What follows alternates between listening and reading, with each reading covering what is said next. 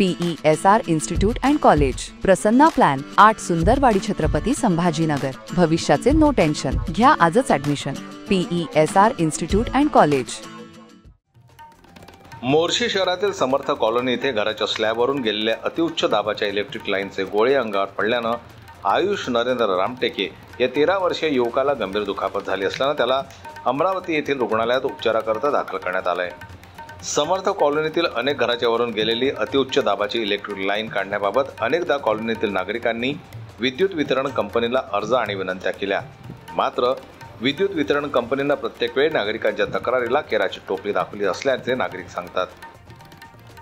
समर्थ कॉलनीतील सर्व नागरिक महाराष्ट्र राज्य वीज वितरण कंपनी या हिवरखेड जाणारी 33 kV सर्व्हिस लाईन आमच्या लेआउटमधून गेलेली आहे। त्या लेआउटमधील काही घरावरून ती लाईन गेली आणि आज मोठी दुर्घटना आमच्या कॉलनीमध्ये घडली आहे। ही घटना पुन्हा घडू नये, कारण याआधी 7 वर्षाच्या आधी अशा घटना घडल्या। आम्ही निवेदन दिले, प्रत्येक वेळी यांनी आम्हाला ती सर्व्हिस लाईन आम्ही त्या प्लॉटच्या बाहेर काढून देऊ असे आश्वासन दिले, पण ते आश्वासन पूर्ण केले नाही।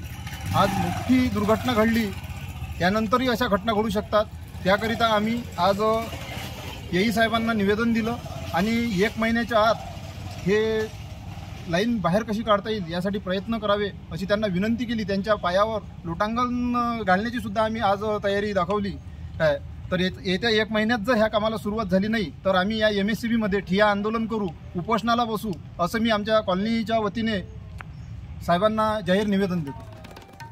दिनांक 27 ऑगस्टला सकाळी 9:30 वाजता पियुष नरेंद्र रामटेक हा 13 वर्षीय युवक गंभीर जखमी झाला असल्यानं समर्थ कॉलनीतील नागरिकांनी विद्युत वितरण कंपनीचे कार्यालय गाठून तातडीने घरावरून गेलेली लाईन न काढल्यास आंदोलनाचा इशारा दिला आहे। या बाबतीत मोर्शी पोलीस स्टेशनला देखील तक्रार दाखल करून झालेल्या अपघाताची गांभीर्याने दखल घेण्याची मागणी नागरिकांनी प्रशासनाकडे केली आहे।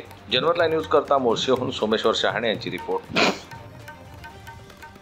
जनमत लाईव्ह न्यूज करता मोर्शीहून सोमेश्वर शहाणे यांची रिपोर्ट।